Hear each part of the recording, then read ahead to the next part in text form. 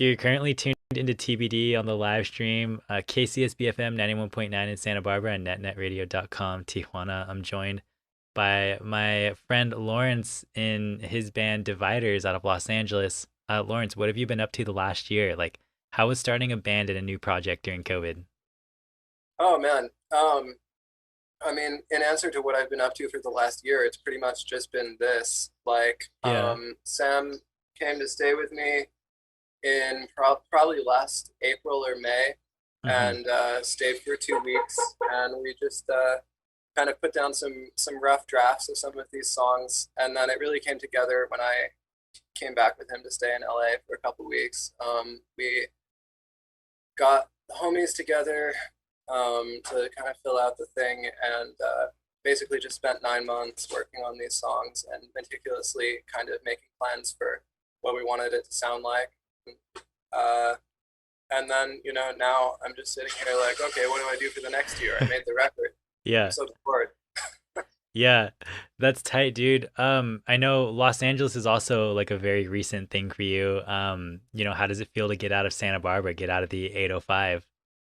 It's cool. I have an appreciation for the aforementioned 805 in a Mm-hmm. way because it's very mystical and weird, and I grew up there. But Mm-hmm. like, it's nice to my visual cortex really responds well to seeing new things, and Yeah. it's good to be in a place where I can get on any bus and just have some interesting experience. I love Yeah. it here.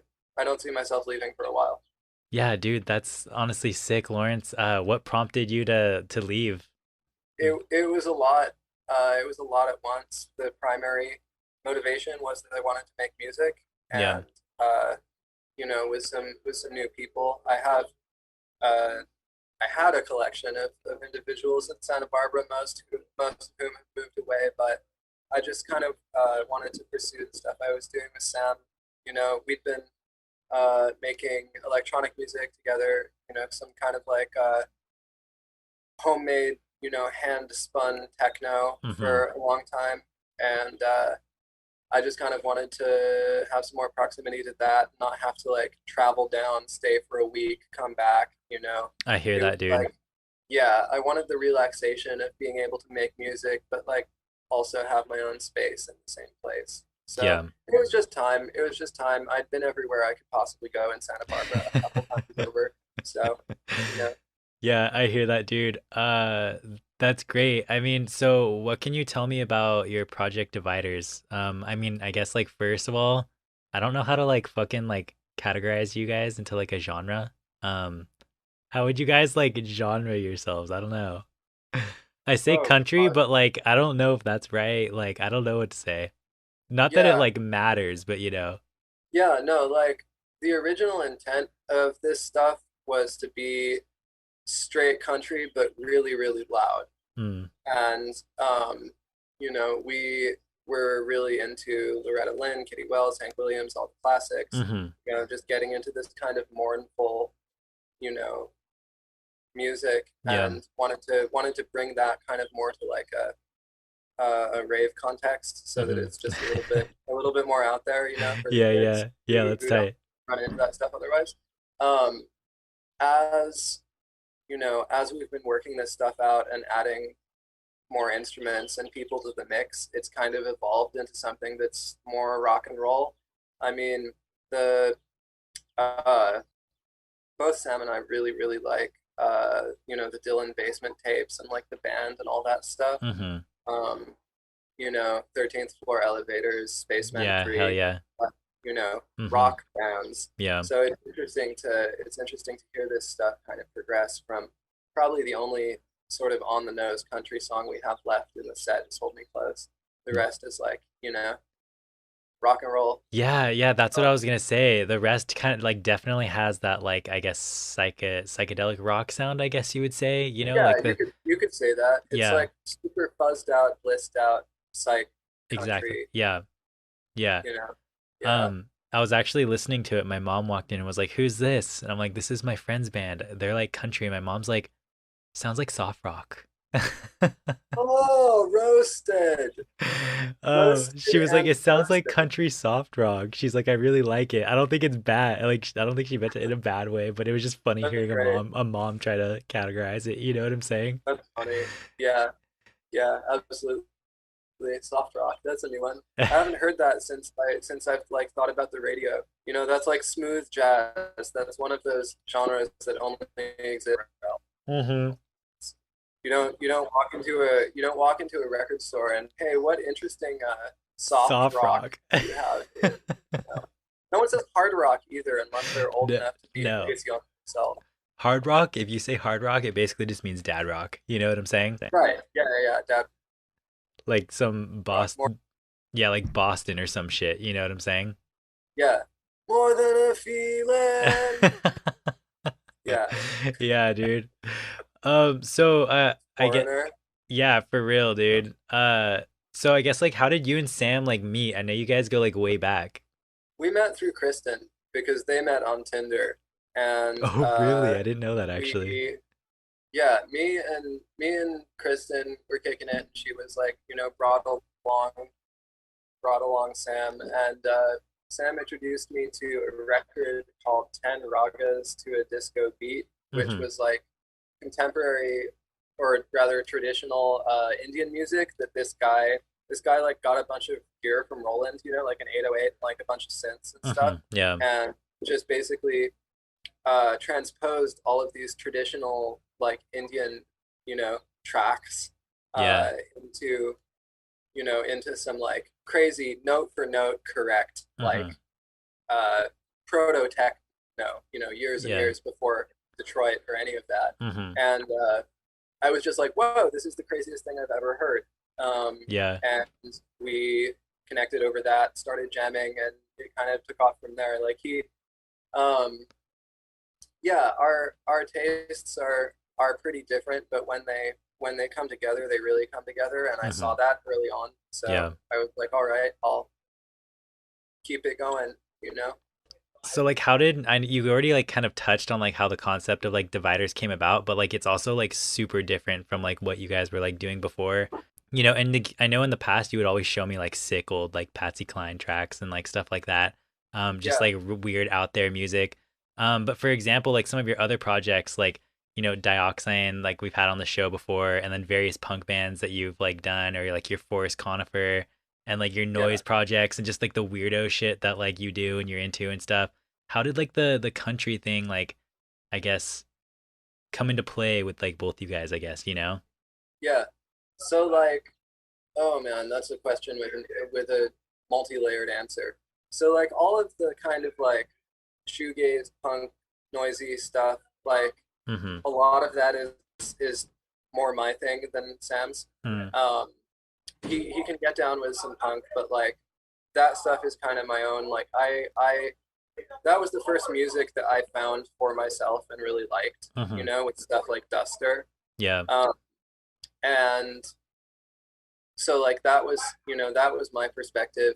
And then Sam got me into Sam made me kind of follow down some electronic stuff that was like kind of tangentially in my head at the Mhm. time. Yeah. So we started doing that because that was what was most available. I mean, our first project together was called Sought, and Mm. it was like basically uh, guitars and open tunings and like broken synths, kind Mhm. of doing this like relentless krautrock thing. Like listening to a lot of like Noi and Can and stuff. Um, Is this the project that you and Sam got into a brawl at Greater Goods at with? that was Shafted. That was the punk band. Oh, okay, okay. Um, yeah, that was another classic show. Um, but um, but nevertheless, yeah, no. So we started doing this kind of like very krautrock informed thing, and then that kind of progressed to electronic because just everyone in LA has some form of synth, Yeah. um, and that was just kind of what was around. Mhm. And then after a time, we both kind of not necessarily like got tired of making it, but just wanted to make something different. Mhm. Um, and Sam was talking to me about doing something with just like acoustic guitar and a drum machine, but he put together a mix of voice memos and stuff, just like odds and ends of stuff that we'd recorded called Hometown Hoedown. Um, That's and sick. put it up on YouTube, and that was the original genesis of everything, was that mix, because it was like bridging the gap between syntactics, which was the electronic stuff, and then Hmm. like the more country stuff that was to come. And then when we started seriously doing country music, it you know um, that came about because there was one time when I came and stayed with him that he just took me into a bunch of stuff that I hadn't heard before, Yeah. and it clicked with me. Like I grew up to an extent listening to some of Muddy Waters and like Hmm. some blues stuff, but um, Sam was the one that really pushed me toward realizing the sort of brilliance and universality of Hmm. country music and Yeah. how it touches on like these situations that everyone has experienced, whether or not we live in a small community up in the mountains, you Yeah. know? Hmm. So I latched onto that um, even though it was different from something that I tried to create in the past sonically. I Hmm. saw that, that sense of like longing and, you know, love that that I was trying to express through a Yeah. more dissonant feedback laden way was like also present in this totally underappreciated and cool, music Oh yeah, that for sure. It was no one's all. listening to out here. No one Oh appreciates it. No one yeah, knows what it is, it was all still kind of there. That's fucking sick, dude. Yeah. I love to hear that. That's awesome. So I know you guys like said it was just like you two like starting to record this stuff, with like a drum machine and everything. How did you incorporate a full band? So basically we had some songs, and then it just we had a prototype version of this group that was going on in probably over the summer, last summer, I think. Hmm. Um, and it was just like all of us through one bass amp turned all the way up, and it was really like it was all just like really muddy and like crusted out and Yeah. like super reverbed out. Hmm. Um, and then we kind of decided to refine it a little bit more when came time to record, Hmm. properly. Um, we put out a single that was like it was a Kitty Wells song originally, and that Well, was just me and Sam, together recording, multi-tracking. And then after that experience, we kind of thought about like, okay, how can we fill things out here? So we hmm. have eventually added homie Dylan on slide guitar, Gibson on bass. Gibson played in lead. Our Hmm. drummer Oh, Ian, okay. Yeah, I knew I recognized him from somewhere. yeah, our drummer Ian is also from lead and the Freakies. Okay. Um, That's sick. he's the newest inductee into the family, Hell yeah. the big lovable dysfunctional dividers family. Um, and yeah, we've just been adding whatever is necessary to get that wall of noise going Yeah. on. Yeah, You know, dude. That's honestly sick. So yeah, I we got Werner on tambourine. I saw that Werner's the too, dude. That's homie so in the tight, back. dude. Yeah. Yeah, That's so sick. Yeah, you guys are like a full-on band. It's honestly so rad. I love it, dude. It's so cool. I mean, can you tell me more about like your record, like Once More with a Feeling? Like how did you like record that and stuff like that? Like it's just like something like totally like it's just the cleanest thing I think I've ever heard from like, your output before. well, yeah. Thank you. That's a high compliment. That was recorded in one night at Rec Center Hmm. in downtown, which is the spot that we've been recording at, me and Sam together for, much of our collaboration. Yeah. So it just kind of seemed logical to do it there. The homie Wade Blazer engineered and Hell just yeah. set up set up a bunch of mics, and the idea was pretty much to just capture the sound of the sound in the room, the sound of Hmm. the band being a band, Yeah. not a whole Hmm. bunch of trickery on top of Yeah. that. So yeah, it's like it sounds professionally recorded, yes, but like we wanted to keep that live feel. The whole thing was done live, like even That's the awesome. vocals, Hmm. because like going back to that basement tapes thing, like we're trying to get the cohesion of the unit playing together. So you guys basically just like recorded the whole thing as like a band rather than like track by track? Yeah, Oh, yeah, dude, that's so rad actually. That's super sick. I didn't know that. yeah. Some of the songs took 3 hours as a result, but we got it done. Yeah, dude, that's honestly so sick, dude. I guess this is kind of sidetracked, but is Rec Center still alive? Like, are they gonna be hosting shows again? Like, what happened to Rec Center? Rec Center is alive in some form. There have been one or two like punk shows. Yeah. It's not it's not really my place to expand upon the movements of the institution, but Yeah. I would not be entirely surprised if we have not heard the blast from the Rec Center. Interesting. That's sick, dude. Well, excited to see what comes from them in the future. So I guess like back to your record, you guys put it out with a label called like Primordial Void. Like, what can you tell me about that? How'd you guys get in contact with them? How'd you do that? How'd you pull that off? Yeah, so Primordial Void reissued one of Sam's records that Mm, like I helped with it, but it was mostly a Sam solo record. It was called Morning in America. okay. We recorded it in an Airstream that he lived in Boyle Heights for a while. That's sick. Um, and there was a dispute with the label that put it out originally, and they took it down. And Marcel, who runs Primordial, reached out to Sam on the gram, um, and was just like, "Where'd that?" So they Yeah. negotiated to put it out again. And then when we started to have some recordings of the country stuff, Sam reached out to him, and he liked it a lot. So that's how that ended up happening on that label. That's Um, so rad. I've never met the guy. He seems like a chiller. Marcel, homie Yeah. Marcel. Yeah, dude, he seems like a chiller, dude. Like the stuff on his label is honestly really cool. I mean, Yeah, like what kind of music was Sam's solo record that Marcel reissued? it was like some techno, but like kind of kraut rocked out techno, Yeah. like pretty like handmade, like Mm-hmm. just a Yamaha synth, some drums, effects, delay, Yeah. whatnot. Mm-hmm. Hypnotic, very hypnotic. Uh, I mean, like he always says that the electronic stuff is like desert tropicalia, Mm-hmm.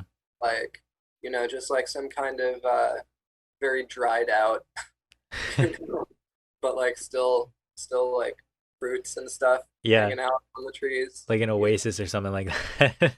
Yeah. Yeah. It's slightly busted sounding music because Yeah. we're working with busted gear, but it's still danceable. Dude, that's so tight, dude. That's sick. I'll have to check that one out as well on Primordial Void as well. Um, Yeah. I also saw that Tingo Tongo did your guys' tapes for that record. Yeah. Yeah, that would be correct. He duplicated the tapes for uh a tape called Evening Party Music that Mm-hmm. Sam did with our friend Chris a while Okay. back. Quiz.zzz. Great tape. I don't know if it's still out there, but that's how that connection came about. And That's then it. we just hit him up again to do it. He did a great job. Yeah, dude, those are so sick. I can't wait to get mine in the mail, dude. I love the multicolored what's it called? J cards, dude. Yeah, yeah, yeah. You guys are getting airplay on like the BBC, dude. How does that feel? Pretty good.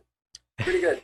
Um, that So that song rad. House of Illumination that got on there, like that's one of the ones that I have the most vivid memory of writing with Yeah. Sam. Like Uh-huh.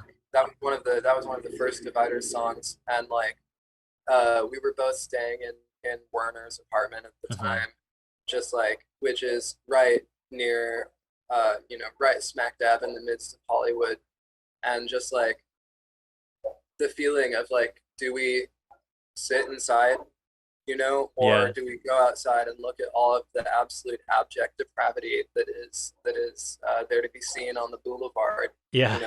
That's what that song was about. Was just about kind of the emptiness of LA and the Yeah. emptiness of Hollywood. That's tight, dude. So like it But feels yeah, no. In answer to your question, sorry.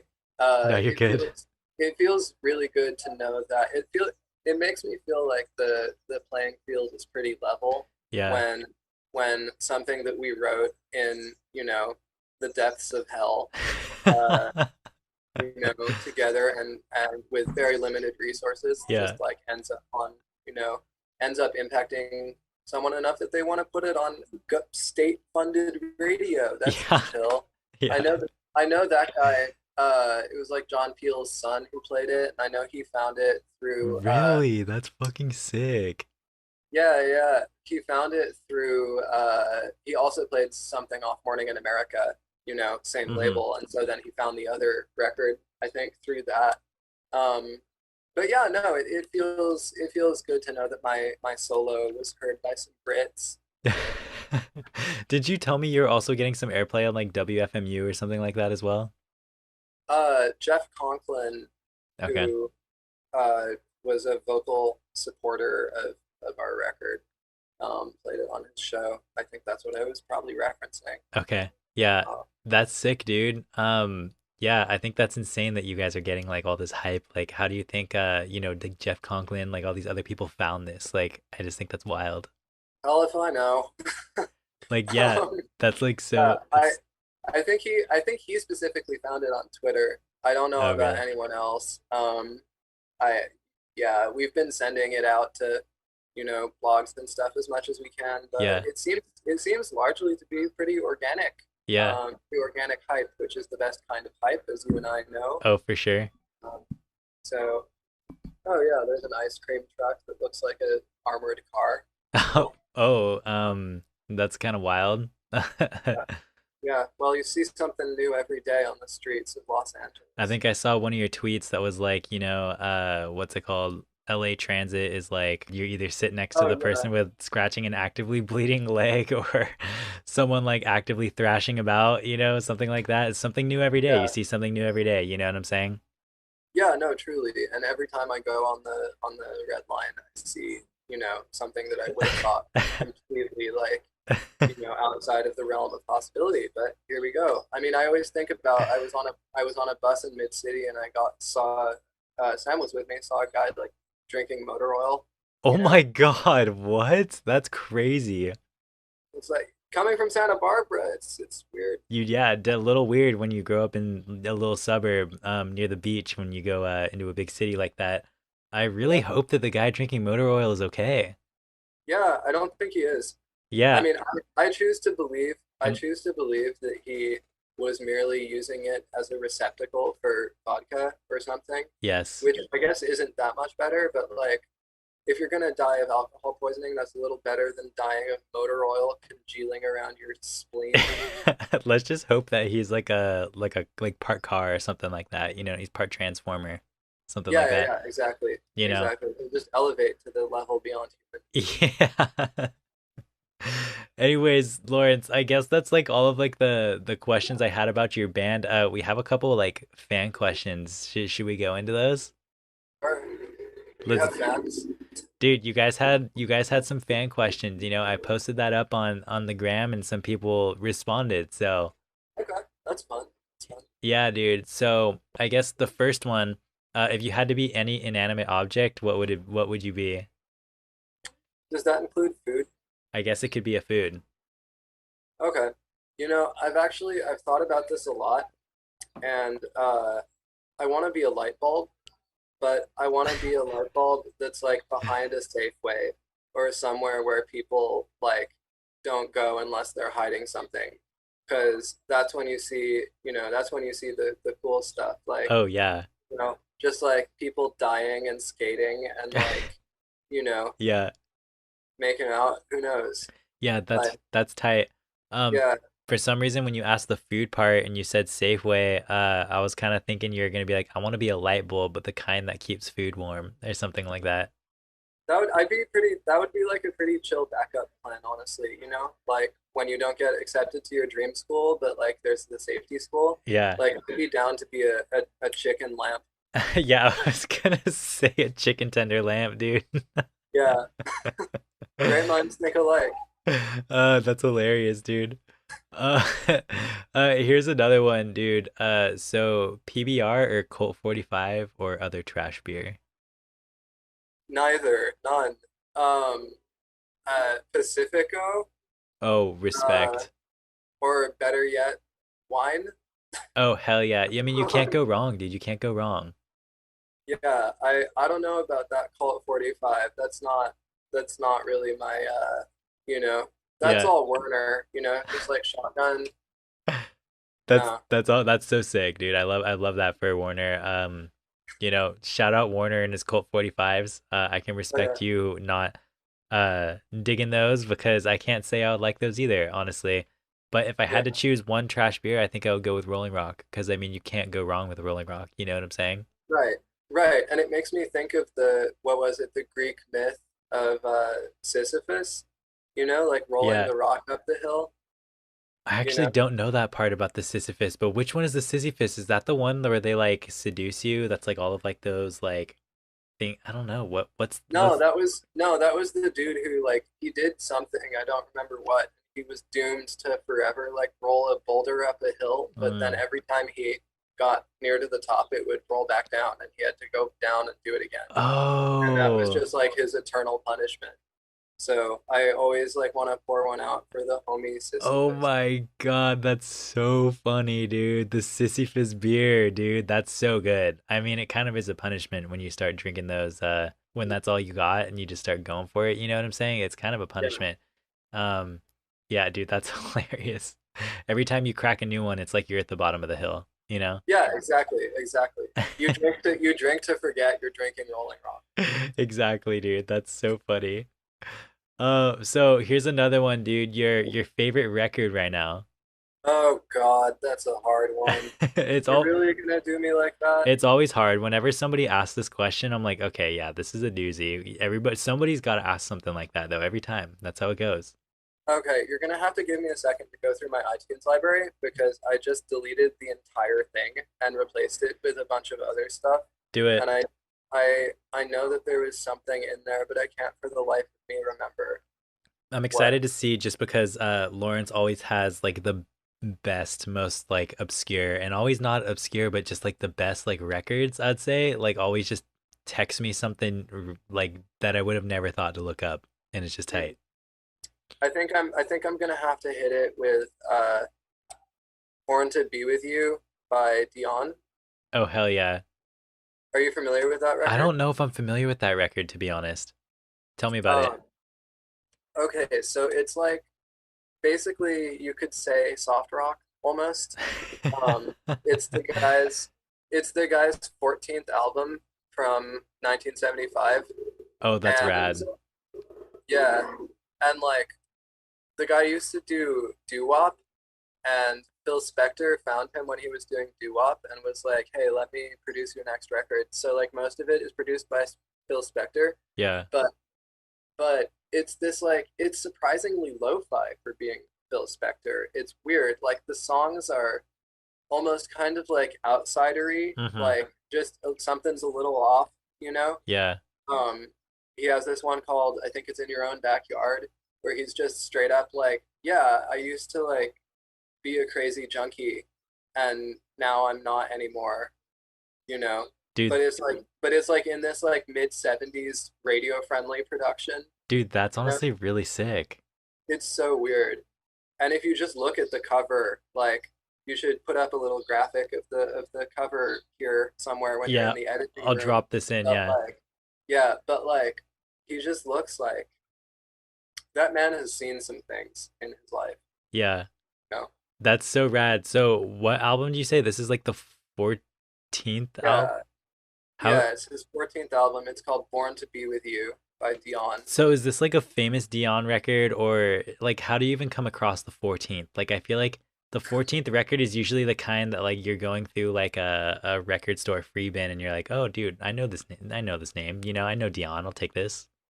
Exactly, actually. I find most of my music now from this blog called Opium Hum, Okay. and the guy works at a record store and just like rips everything and posts it Oh, and that's has been rad. has been like 20 times a month since like 2014. Yeah. So I found it through that, but I'm always down for a good record store dollar bin hunt. Um, Dude, I there's good found stuff a in there. yeah. I found a Mickey Newbury record in there once. It Mm-hmm. was really scratched, so I didn't get it, but still cool. Yeah. Yeah, I don't know. I'm about it. So you said that blog is called Opium Hum? Opium Hum, yeah. Okay, I'll have to check that out, dude. I'll have to link that in the description too or something. That sounds sick. I should find some music there.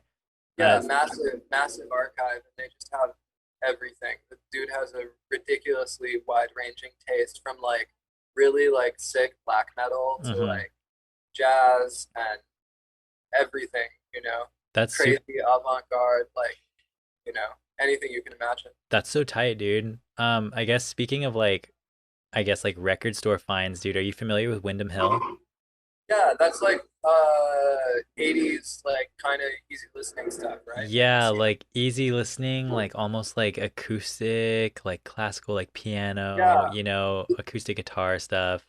yeah. I used to have a Wyndham Hill sampler tape, and then I recorded over it because I was like 15 and didn't have any idea what it was or why I would ever need it. Yeah, dude. So Maddie McPherson, they were telling me about, just Windham Hill stuff. And then like we interviewed this artist, Andrew Weathers, and he has a song that he recorded with this other artist, Hayden Pedigo, called Windham Hill Summer Bangers.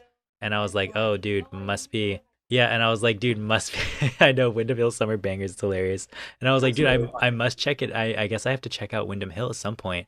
So I was flipping Yeah, through like the dollar bin, something cheap, dude, and came across like all like these what's it called? Windham Hill samplers, dude, for a yeah, couple bucks. yeah. Yeah, They're exactly what you ubiquitous. had on tape, but on vinyl or whatever. And I just picked up one and it's honestly rad, dude. Like you can find stuff in like the dollar bin and the free bin that like, you'd usually just like skip over because you're like, oh, dude, this is like weird looking, but like, dude, it's rad. Like it's honestly cool. Yeah, that's half the fun of record collecting. Yeah. It's just like finding, I don't know, just stuff that you would never listen to and you pull it out. It's probably going to be a banger. I was actually talking to Jess about this recently. I was like, we were at that record store that day and I was like, dude, there's so many records here in these bins. Hmm. And there's a reason that they were put on vinyl. Like I bet Right. we could pull one of these out and it would probably be kind of sick, you know? Yeah, yeah, Yeah. yeah. So, anyways, yeah, I record love it. collecting. It's just fun, dude. You can find all kinds of weirdo shit, you know? Yeah, I had a dream one time about the like green fields out by UCSB, Yeah. and I dreamt like I was just looking at this like scene of all of these plants, and it was like overdubbed in my head with some super reverbed out like dollar bin show Uh-huh. tunes record. Yeah. But I don't know what it was or if it was real, but like that's what I always think of when I think of that is just like some crazy like scratched up obscure Polynesian big band, Yeah. Yeah. play. Yeah, dude, yeah, for sure. That's so sick. So I guess Lawrence, we have one more fan question. You ready to jump into this? I'm ready, but I have a feeling I know what it might be. Hold on, it's not that one. It's not what you think it is yet. Okay. All right, So all right. this one's just kind of it's how did you choose your name? How did you choose dividers, I guess? That's the one. It wasn't me. I was maybe initially a little skeptical, but now I love it.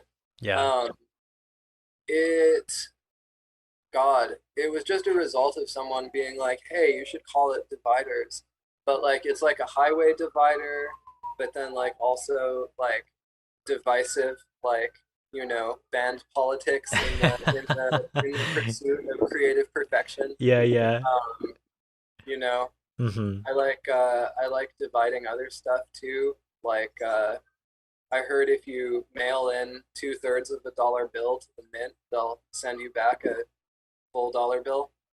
Oh, Um, what? That's kind of wild. That's kind of sick actually. I've never heard that before.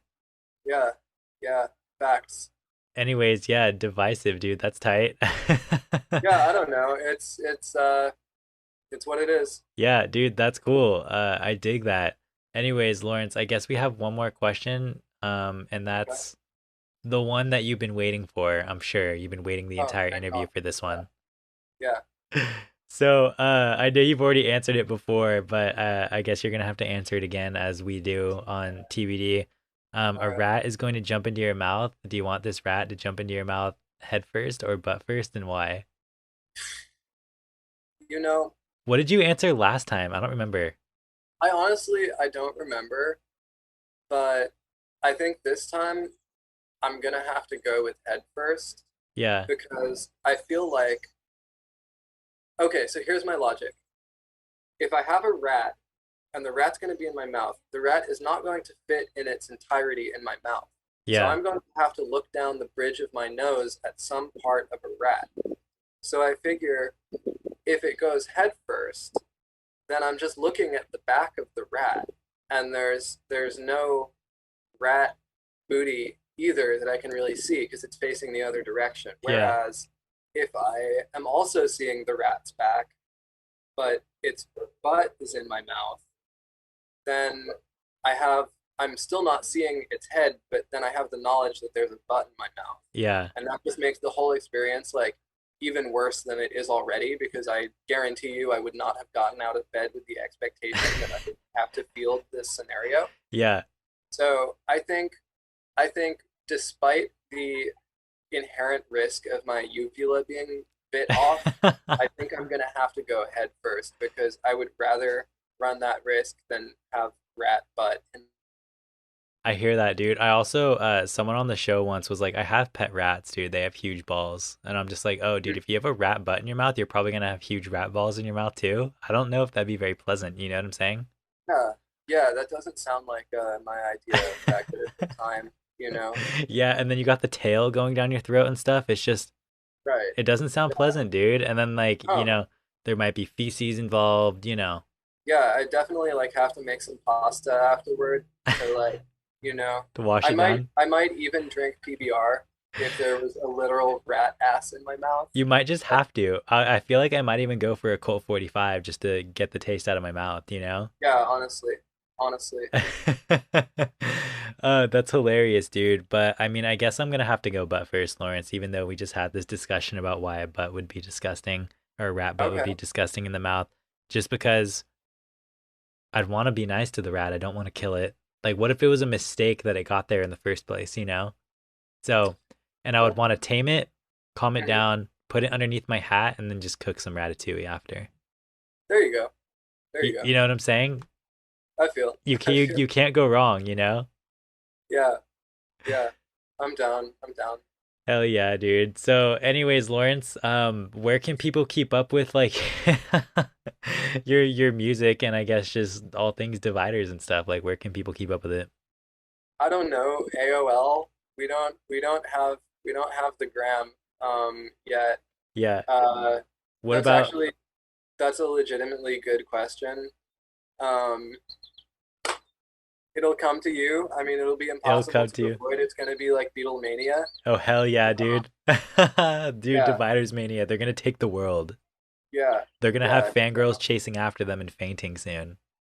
We transcend the internet, you know. It's like McDonald's. You just walk and then you hear it Yeah. most likely like on any street corner in the world coming out of a cheesecake factory. Oh God, that's hilarious. So anyways, Lawrence, I wanted to ask too, why no social media? We're just against that shit? Is it It's because of Mark it Zuckerberg? just That shit's evil. It brainwashes you. I mean, I'd like to say yes, but I have a personal Instagram which I recently made because I felt too isolated without it. Yeah. But like strategically speaking, yes, absolutely, I agree with you, and I'm waiting for the cyberpunk uprising Oh and hell for yeah. that, Yeah. you know, that man's head to be detached from himself. Yeah. But until then, it's just because there isn't a divider's Instagram. It just feels too on the nose, you Yeah. know. Uh-huh. Like we'll probably make one at some point, or like a website with like a .info and some hyphens in there, Oh, just to that'd be make it so feel rad. underground.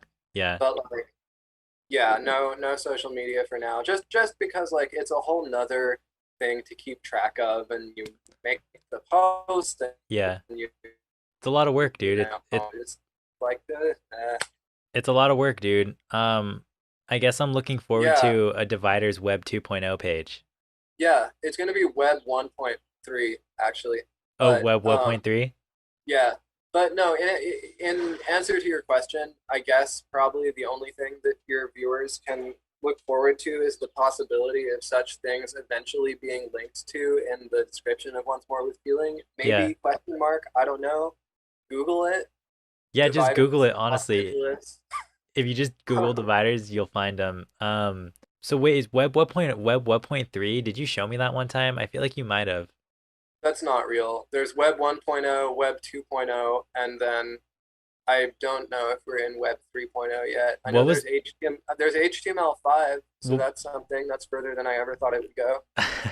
what was the weird one that you showed me? That weird, really old one, I believe. Uh, God, I've showed you a bunch of stuff. It could have been NeoCities, it could have been Tilde Club, it could have been web.archive.org, it could have been Angelfire, it could have been Tilde Club, it could have been Tilde Town, it could have been hackers.cool, it could have been um, yeah, I really like the old internet, so that could have been a lot of different things. Um, Dude, that's so sick. Please make an old internet dividers website. I'd love that shit. I'm pretty down. I'm pretty down. That'd be Yeah, tight. we'll get the tiled background, you know? It'll just be like Spurs. Oh hell yeah. That'd be so rad. Honestly, that would be so sick. Like I would back that so heavy. That'd be so tight. But, I would like, literally just like I just devote like my entire like presence just to dude check out this awesome website with tiled what's it called? yeah. Spurs. Yeah. Anyways, do you have any last remarks you want to put in the airwaves and the archives? Uh, at the end of the day, it all comes down to rock and roll. There it is, dude.